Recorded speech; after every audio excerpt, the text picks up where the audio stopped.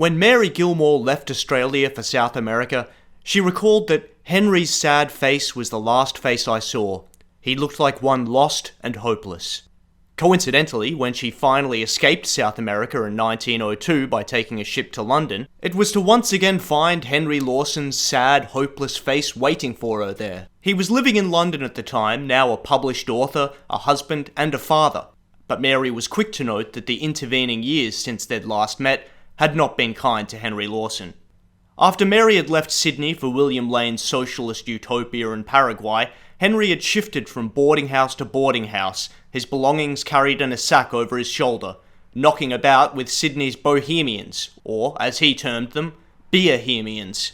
There was not much to distinguish a bohemian from a derelict alcoholic, except for a certain level of fame. Because Henry was now a well-known author and occasionally wore an opera cloak while out on his raging benders, his behaviour could be excused as artistic nonconformity. His mother published his first book in 1894 using the Dawn press, which gave it something of a cheap DIY feel. In the preface, Henry is his typical dour self. "This pamphlet, I can scarcely call it a volume," he said, "contains some of my earliest efforts, and they are sufficiently crude and faulty. They have been collected and printed hurriedly, with an eye to Christmas, and without experienced editorial assistance, which last, I begin to think, was sadly necessary." Yet the reaction was good enough that in 1896 he was able to find a publisher for 2 additional books, and while they didn't reach the dizzying heights of Banjo's volumes, they were still well acclaimed. 1896 was also the year he met his wife, the 19-year-old Bertha Brett. "We had happy times in those days of our courtship, with many outings and plenty of fun," said Bertha, who said that Henry was a teasing and mischievous boyfriend. Henry's friend, John LeGay Brereton, said that in the early days of their relationship, she did her best for Lawson, encouraging him in his moods of depression and guarding him against himself and others. And in those old days he understood and was grateful. No one who saw them in their home could doubt the love that bound them. He spoke to me with deep gratitude of her staunchness and self-sacrifice. As is the fashion with these people, Henry wrote her a poem while they were engaged, in which he seems to vow that the days of Bohemia are behind him. It goes, "Rest, for your eyes are weary, girl, you have driven the worst away. The ghost of the man that I might have been is gone from my heart today. We'll live for life, and best it brings till our twilight shadows fall.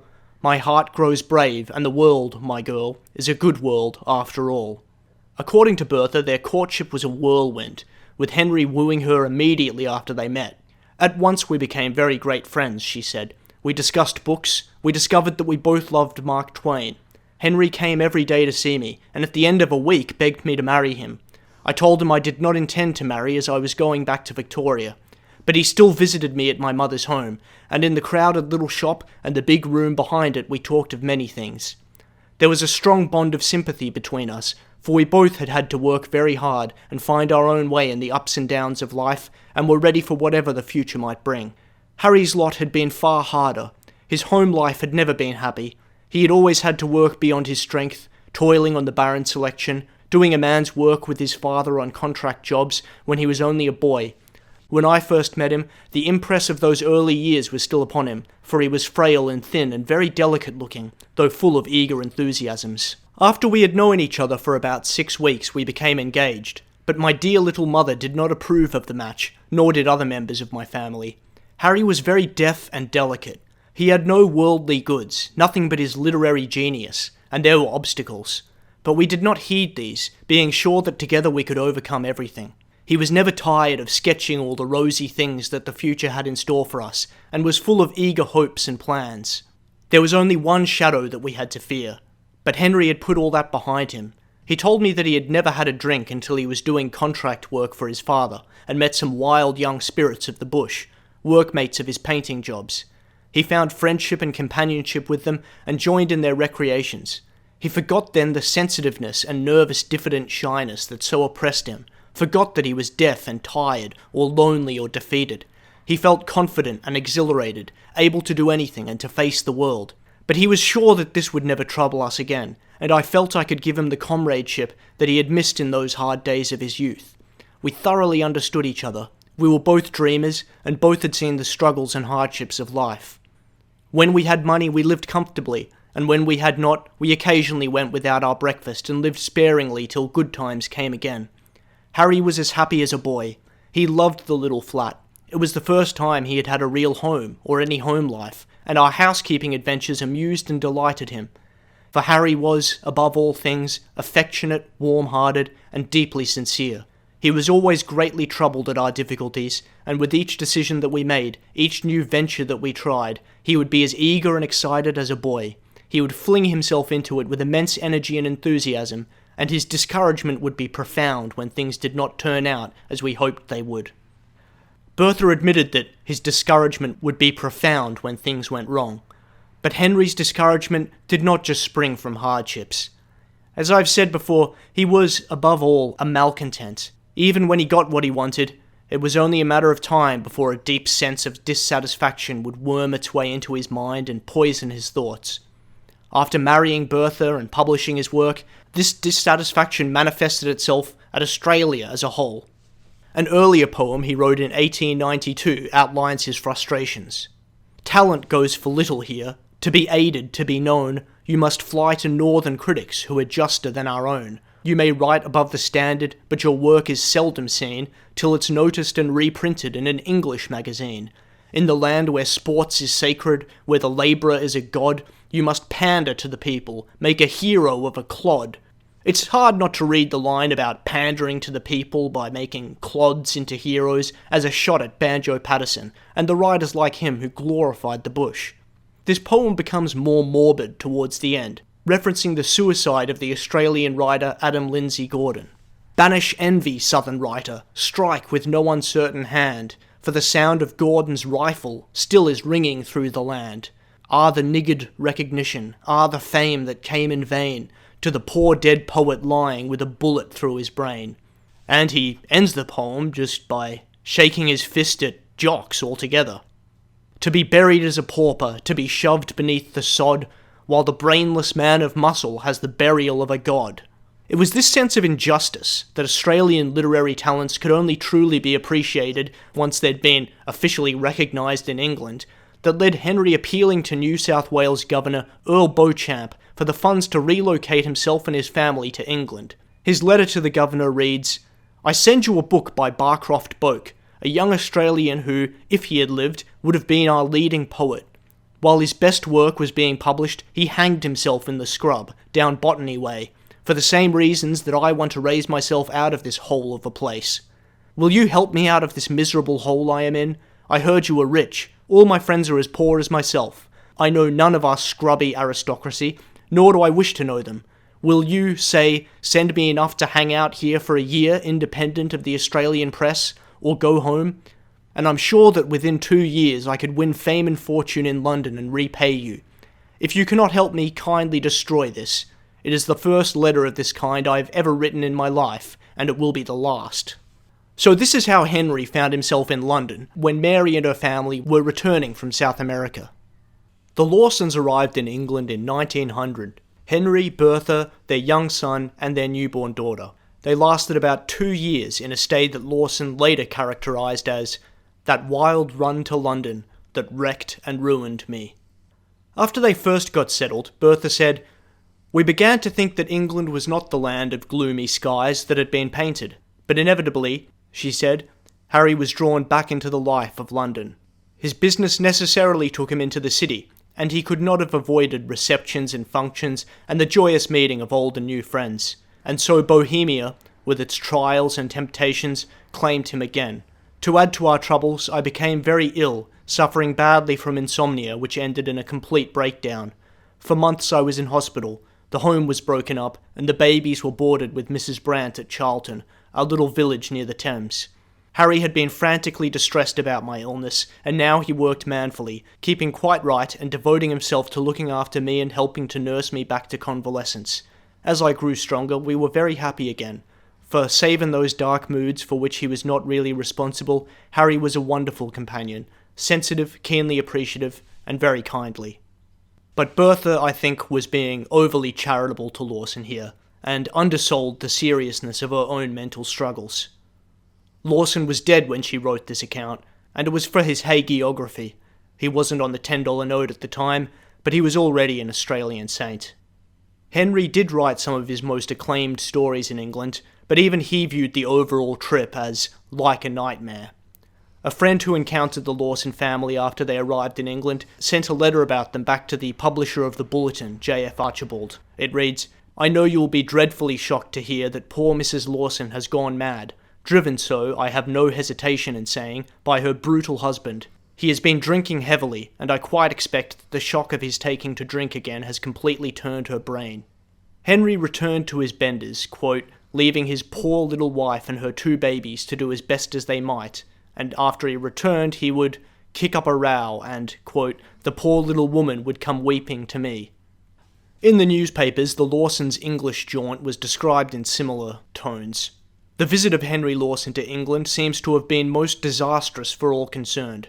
The erratic Lawson began his usual lapses, and he disappeared, as did an attractive domestic from the Dean household.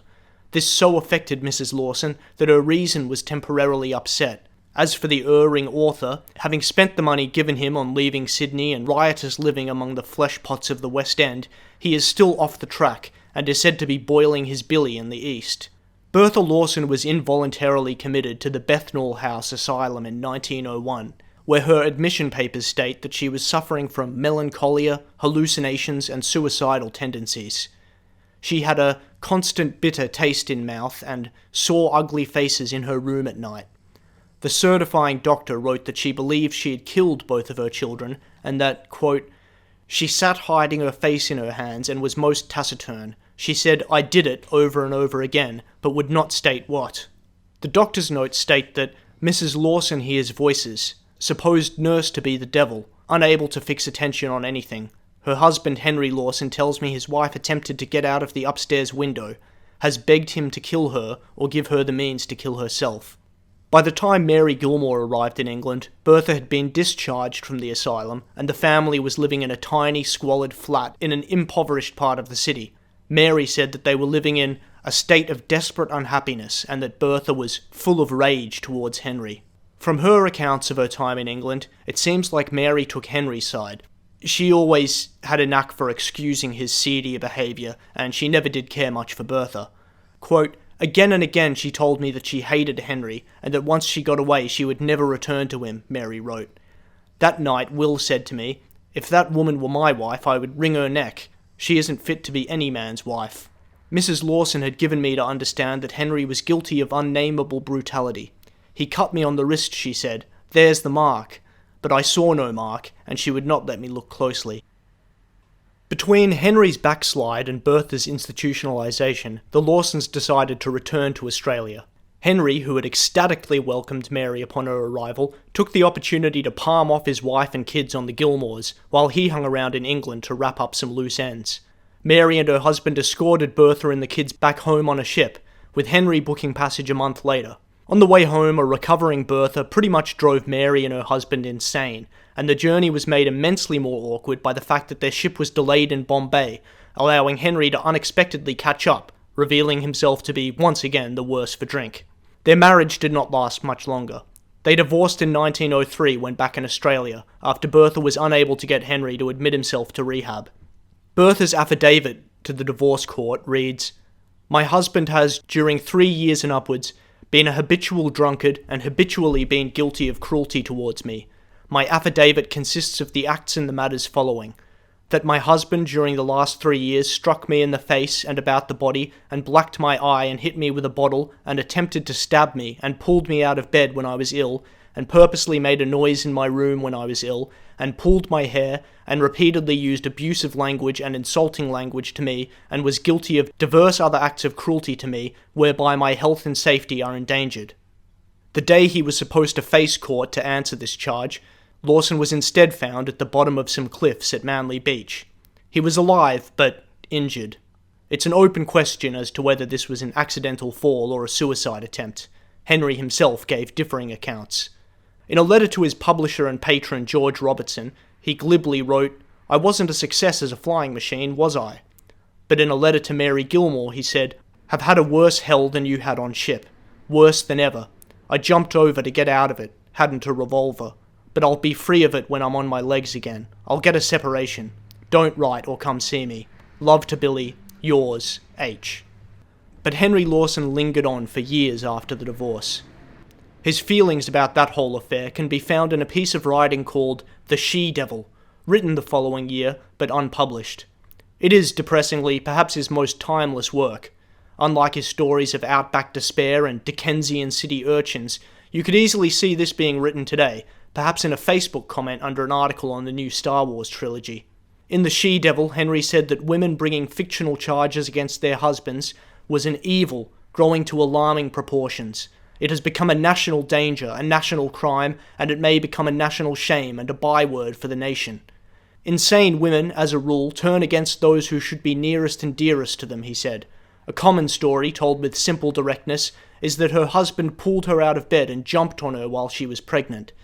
The she-fiend comes in all womanly guises, and no man knows where, how, or under what circumstance he might meet her.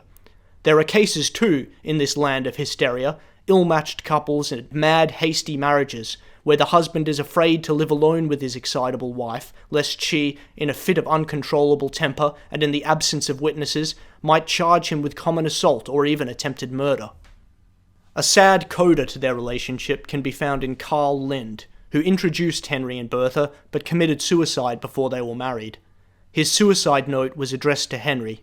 "You and I have had many a fine spree, and many, to me at least, an interesting conversation together," he said. "We have lived and loved, and suffered somewhat alike in this world, would have seen the beauties and the glories, as well as the horrors and abominations of existence. You have frequently heard me remark how I looked upon all this world and all that is connected with it. It is a farce, more or less, a hideous and horrible farce, and I will simply add that now, in the face of the inevitable, I have no reason to alter my opinion. Goodbye, old chap, be good to the girl. Once again, be kind to B. Yours, Carl." The final years of Henry Lawson's life, before he died in 1922, were spent in physical and mental decline. He exhausted the patience of those around him before eventually exhausting himself. He was banned from the offices of the Bulletin, the magazine that had published so much of his early work, for smashing things with his cane. He was kicked out, for good this time, of his patron's bookstore after stumbling through a partition.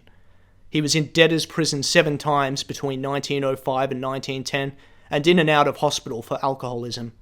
During one of his jail stints in 1909, at the age of 42, he wrote, "It is very cruel. I am getting on towards past writing age, and this is simply murder. It is killing my mind. There seems nothing for it in Sydney but suicide or a drunkard's grave."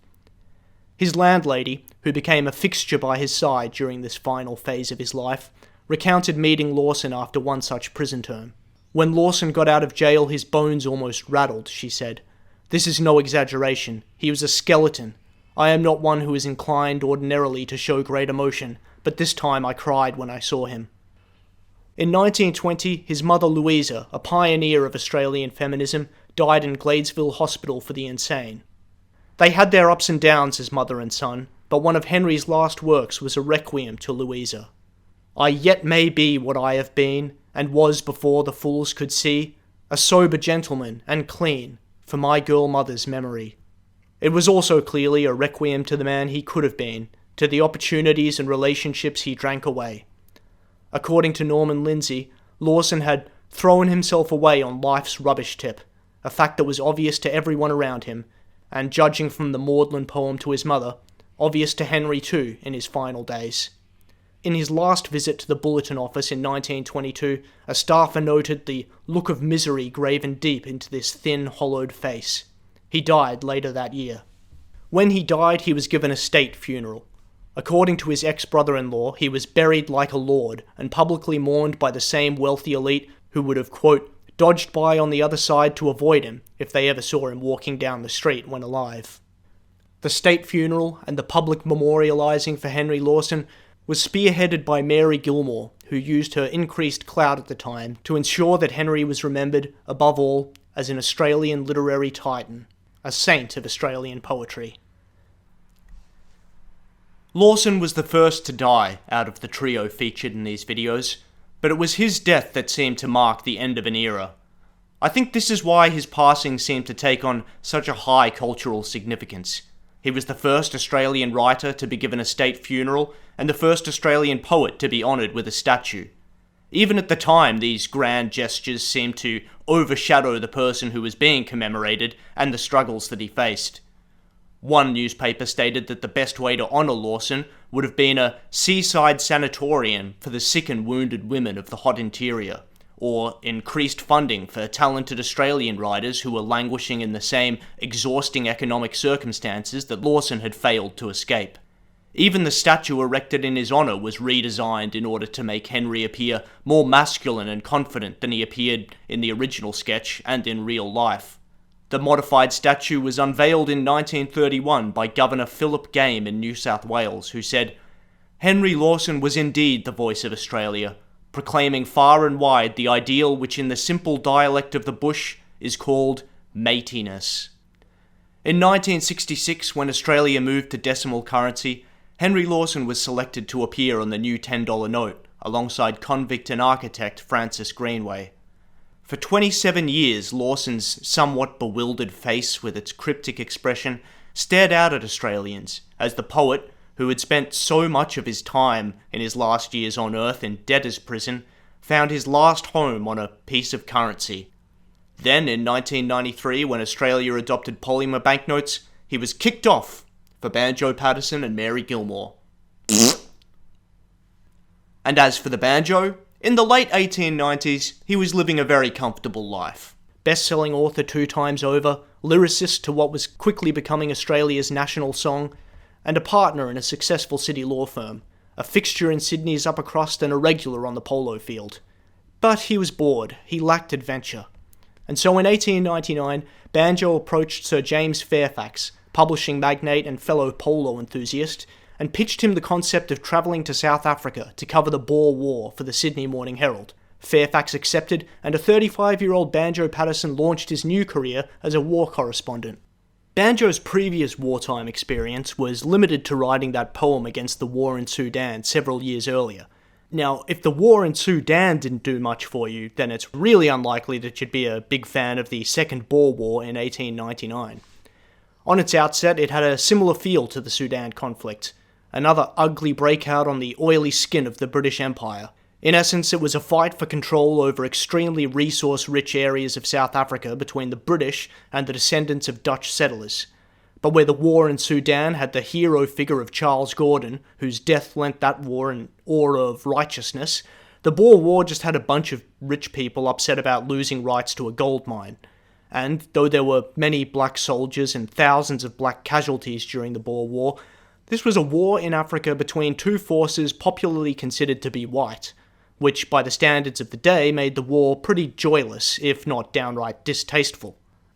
The Boer War would go on to be remembered as an especially dark chapter in British history due to the use of concentration camps, the scorched earth destruction of civilian land, houses and property, and the massacre of civilians and prisoners of war. Yet Banjo seemed to have lost whatever radical edges he may have once had, and treated his African junket just like a trip to Comic-Con. He got to dress up, neglect his personal hygiene, and meet all of his faves. In South Africa, Banjo encountered Herbert Kitchener, the British war guru who orchestrated the Boer concentration camps and scorched earth policy, and who you might recall from this propaganda poster from World War I. Banjo said that he has the aloof air and the fixed expression of a golf champion. He met another war correspondent by the name of Winston Churchill, and said that he had the most curious combination of ability and swagger. Churchill openly told Banjo that he was only working for the newspapers in order to boost his profile in preparation for running for Parliament, a ploy that was apparently successful. He also met Rudyard Kipling, a personal hero of Banjo's and an admirer of Banjo's poetry. He said, "You could have dumped Kipling down in a splitters camp in the back blocks of Australia, and he would have been quite at home, and would have gone away leaving the impression that he was a decent sort of bloke who asked a lot of questions."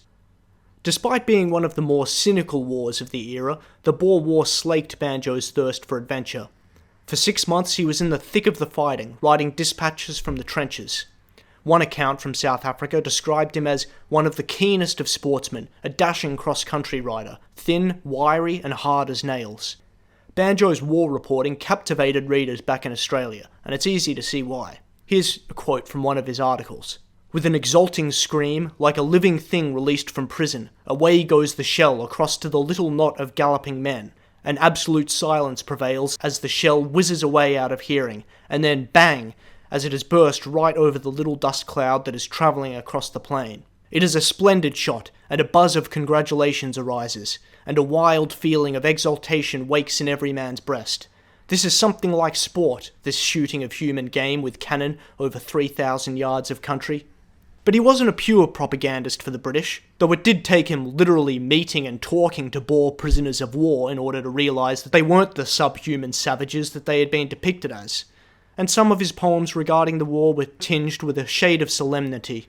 One goes, "When the dash and the excitement and the novelty are dead, and you've seen a load of wounded once or twice, or you've watched your old mate dying with the vultures overhead, well, you wonder if the war is worth the price." To which a person might say, "No shit, Banjo." But unsurprisingly, one of his most moving poems regarding the war, The Last Parade, was about the loyal horses brought to South Africa, horses who never made it back home to their families. With never a sound of trumpet, with never a flag displayed, the last of the old campaigners lined up for the last parade. Weary they were and battered, shoeless and knocked about. From under their ragged forelocks, their hungry eyes looked out. After 6 months of covering the Boer War, Banjo returned to Australia in 1900, just as Henry Lawson was shipping out to London. In sharp contrast to Lawson, who physically and mentally deteriorated in the capital of the empire, one article from the time noted that Mr. Paterson bears no traces of having gone through an arduous campaign. As a matter of fact, he increased a stone in weight. Following his South African jaunt, Banjo set sail the next year for China, hoping to do some more field reporting. He met the famous Australian Sinophile George Ernest Morrison and gave his impressions of China, dismissing Hong Kong as, quote, a horseless city. After China, Banjo visited England. His visit overlapped with Lawson's, though they didn't catch up there. They moved in quite different circles. Banjo spent most of his time taking joyrides with Rudyard Kipling in his brand new automobile. In 1903, now back in Australia, Banjo finally got married. By the age of 39, the allure of the roving bachelor lifestyle was beginning to fade. He'd had his fun, he'd gone to war, partied with Kipling, and charmed his fair share of women. The author Miles Franklin once described him as the most sophisticated man who ever attempted to woo me sexually.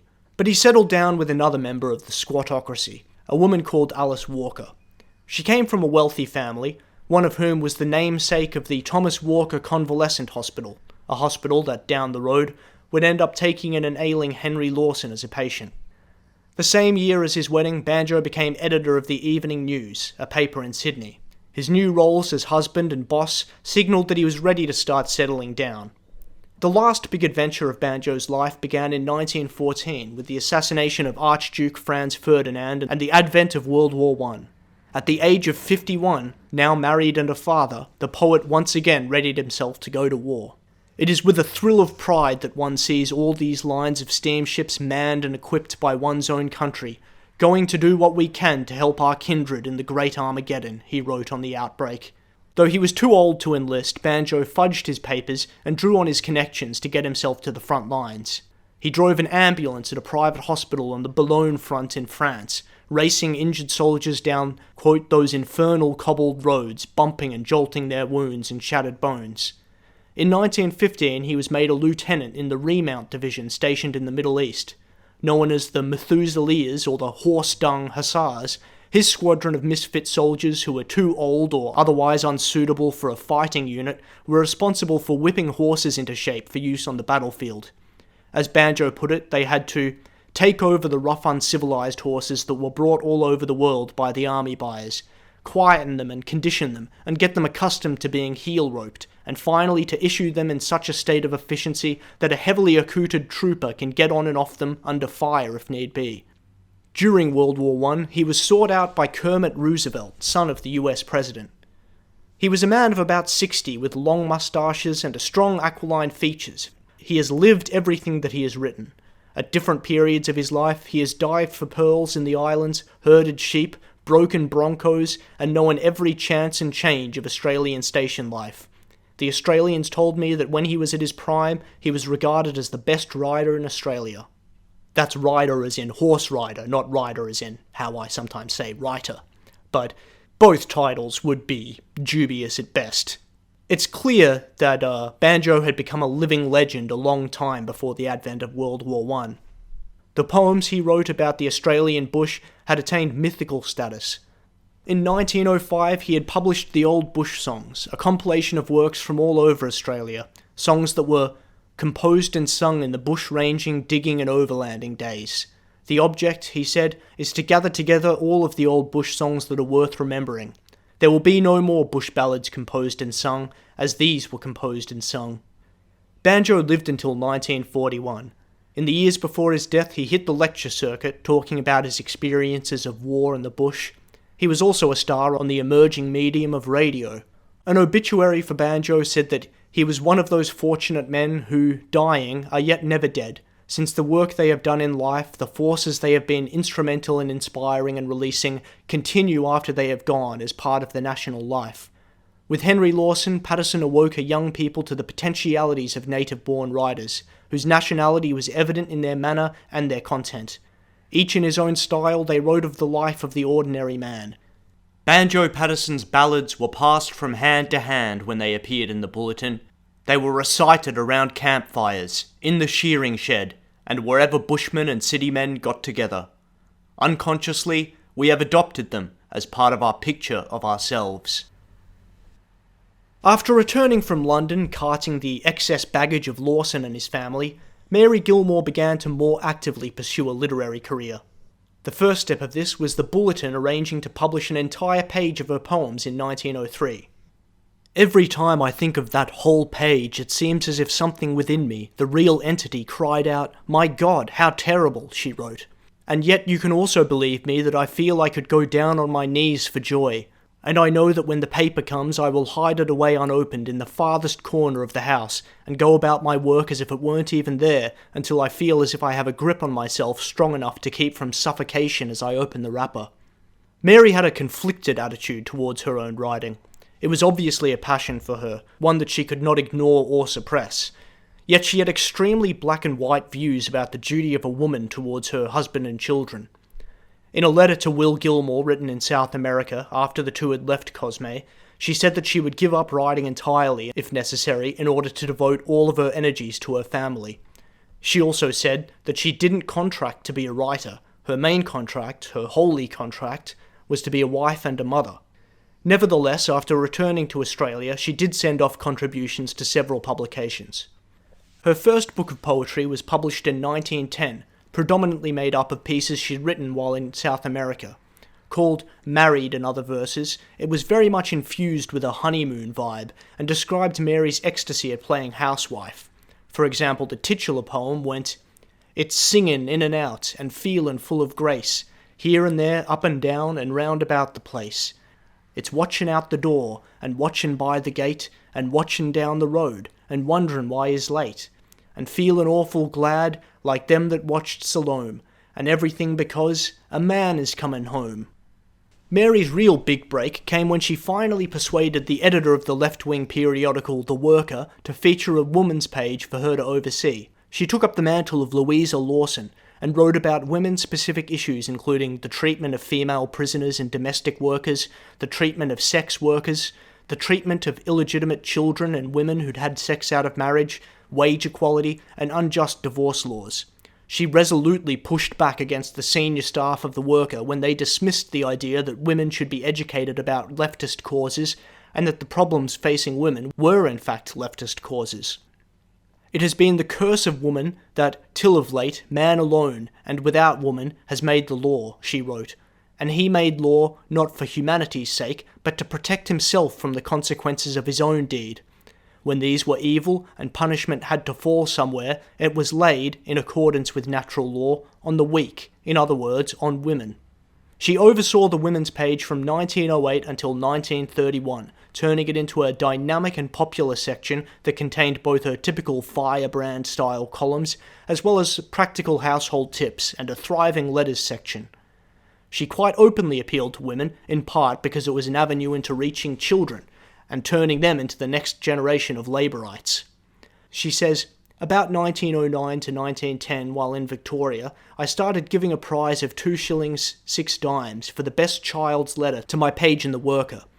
A letter came from a boy on a farm, which so impressed me that I wrote personally to him and told him to study and read, and one day he might be a journalist. Years afterwards, in Sydney, the editor of The Guardian came to see me in Trenton House, Phillip Street.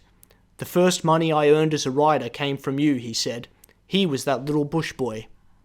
This is the role that Mary loved, the elder stateswoman and mentor. In the later decades of her long, long life, she could be found holding court over an enraptured audience of young men and women. It was the culmination of her experience as a teacher, the deeply held beliefs about community that took her to New Australia, her powerful maternal instinct, and her idealism. Surprisingly, the whole South American debacle didn't actually sour her for good on socialist principles. She was unabashedly on the leftmost edge of an already left-wing newspaper, and often shocked the readers with her radical columns. With many of her old comrades joining the Young Australian Labor Party, she grew into a powerful figure within the movement, having the ear and the respect of many of the party leaders. But while she didn't waver on unionism, or her brands of feminism and socialism, she also maintained her beliefs about race, which became increasingly anachronistic as the 20th century marched on. In an analysis of the USA, she wrote, "As to why the condition of things is not as bad in the southern states of America as in the West Indies, it is to be found in the fact that the white man does not allow the coloured to walk on the same footpath as he, sit in the same car, eat at the same table, or attend the same school." However, as time went on, Mary Gilmore did devote much of her time and energy to writing about Indigenous Australians.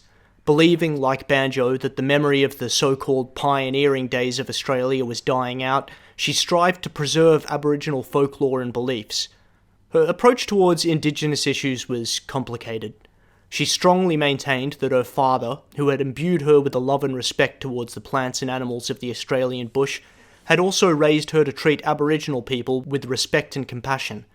He had apparently told her that they lived in harmony with nature, which is a pretty common enough platitude, but one that packs a lot more punch when you and your family have struggled so hard to live off the land. But if she did always hold immense respect for Indigenous Australians, she waited until later in her life to write about it. The passion with which she worked to preserve Aboriginal culture stemmed, at least in part, from her belief that Indigenous Australians, like the bushranger and the swagman, were in the sunset of their existence. Her 1932 poem, The Wiradjuri Tribe, seems like a premature obituary. "Emptied of us the land, ghostly our going, fallen like spears the hand, dropped in the throwing. We are the lost who went, like the cranes crying, hunted, lonely and spent, broken and dying." But in addition to celebrating Aboriginal language and culture, Mary also wrote about the widespread and socially accepted cruelty towards Indigenous Australians, as well as the lacklustre apologetics of those who made excuses for our history.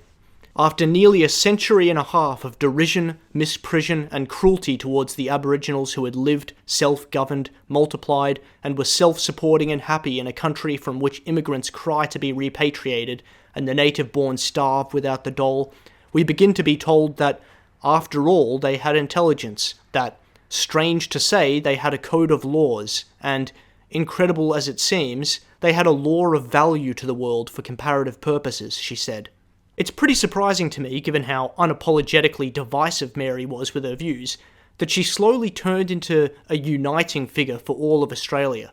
But then again, there's nothing that brings people together like a good war, and Mary lived through plenty of them, including both world wars.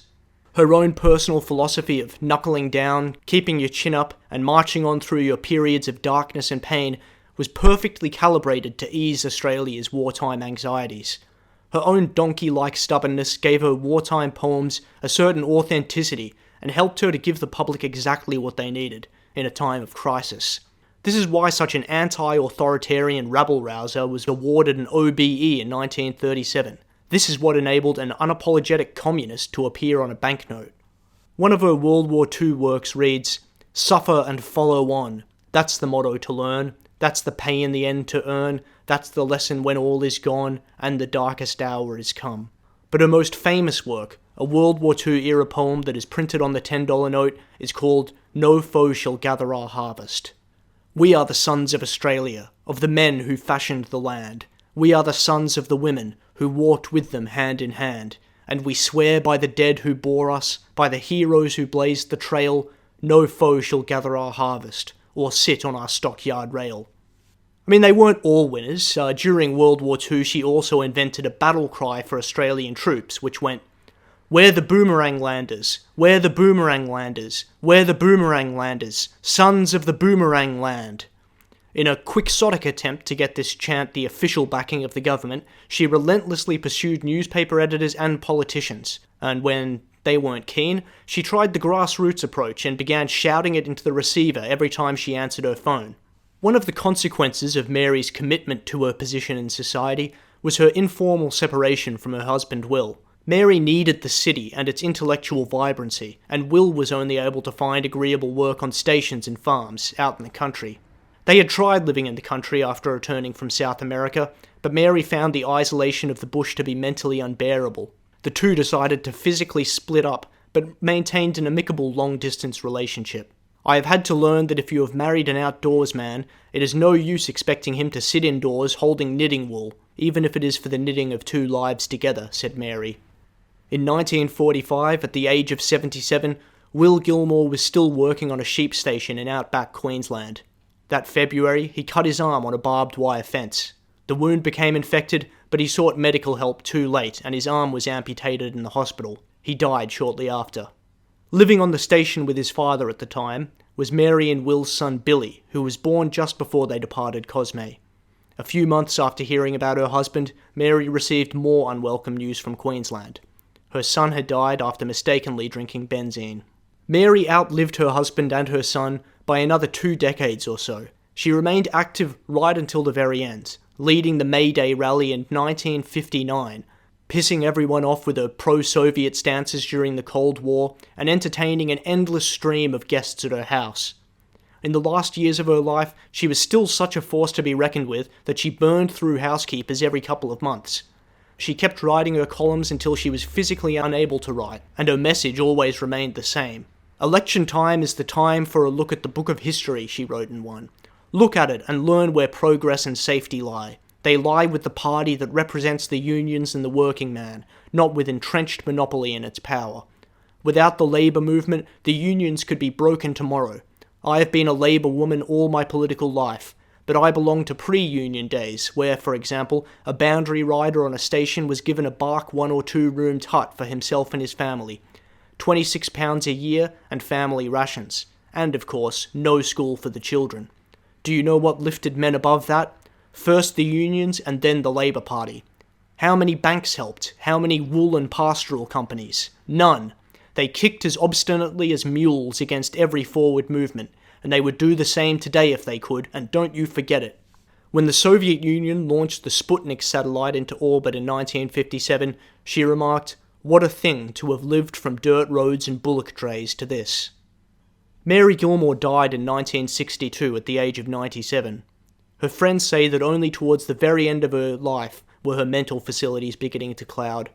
She was kept animated, often against the orders of her doctors and whichever housekeeper she was tormenting at any given moment, by an endless reserve of sheer willpower. It was a reserve which was only faintly coloured by the melancholy inherent in outliving so many of your loved ones. At the age of 93, she wrote in her diary, "While you still have the power to create from what was within and to reach outward for the new, you don't know how to be lonely. It is when gates begin to shut that more and more you have the longing ache to say, 'What do you think of?' and 'Do you remember?' and there is no one there. The only thing then is to shut the doors on loneliness and still go forward. All that matters to life is work." I love it when movies do that thing where they tell you what happened to all the characters at the very end of the story. So let's give that a go. William Lane, so-called mastermind of the shearers' strike, father of New Australia and New Australia, lived out the rest of his life in New Zealand after leaving South America in 1899. He abandoned his old views and became a conservative columnist for a right-wing newspaper. He died in 1917. David Stevenson, Mary Gilmore's erstwhile fiancé, ended up marrying nurse Clara Jones, the nurse with whom he had enjoyed such a scandalously flirtatious relationship when they travelled out together on the ship from Sydney to New Australia. As a couple, they maintained a friendly correspondence with Mary Gilmore and her husband Will. There is still a small Australian community in Paraguay, the descendants of those colonists who remained in South America. The small group of Unionists who were charged with sedition and conspiracy over the Great Shearing Strike were sentenced to 3 years on the St. Helena Island prison. 3 of them would later become members of Parliament in the newly formed Australian Labor Party. George Robertson, the endlessly patient bookseller who acted as a mentor and patron for Henry Lawson, Mary Gilmore and Banjo Paterson, remained a powerful figure in the Australian publishing industry until his death in 1933. By championing Australian literature instead of taking the easier and less financially risky path of reprinting British authors, he helped turn many struggling Australian writers into household names. His business, which he ran in partnership with David Mackenzie Angus, became a public company in 1907. The business, Angus and Robertson, still exists as a bookshop today, though is now online only. The Bulletin magazine, which published early works from Lawson, Banjo and Mary, and hosted the Great Bush debate between Lawson and Banjo, published its last issue in 2008. The magazine had always had a counterculture vibe to it, and can be considered a pioneer of the hot take, with pieces like the following. Far from being a megalomaniac, Adolf Hitler is probably the most modest man in Germany, it wrote 3 weeks before the start of World War II. But the so-called Bushman's Bible was never able to reach the same heights as it did in its glory days, when it was publishing poems like The Man from Snowy River and covering subjects like the Shearers' Strike. The magazine turned increasingly right-wing as the years went on, and was purchased by Frank Packer in 1951. Frank Packer and his son Kerry both tried to revamp the ailing publication, starting by removing its long-time slogan, Australia for the White Man. But the magazine that survived Federation and 2 world wars wasn't able to survive the internet era. Bulletin founder J.F. Archibald is still remembered every year with the Archibald Prize for Portraiture, while racist Bulletin political cartoonist Norman Lindsay is today remembered more for the magic pudding than for his caricatures of Jews and Asians. The Tree of Knowledge, the great ghost gum tree at Barcaldine that acted as the meeting point for the shearing unionists and then a spiritual symbol for the Australian Labor Party, was fucking assassinated in 2006. After surviving through the entire 20th century, the tree was poisoned with glyphosate and declared dead by an arborist on October 3rd, 2006. The ALP offered a $10,000 reward for information, but the case remains open. It is currently featured on Wikipedia under List of Trees. Henry Lawson's brother-in-law, Jack Lang, became a 2-time Premier of New South Wales after Lawson died. He was a firebrand left-wing politician who brought a combative style of politics to New South Wales during the Great Depression. Lang's government was ultimately dismissed by Governor Philip Game, who just 1 year earlier had unveiled the commemorative statue to Henry Lawson in Sydney. Christina McPherson, the childhood best friend of Banjo's one-time fiancée, never married. According to her grandniece Diana, she never got over Banjo, and whatever it was that they shared while conceiving Waltzing Matilda.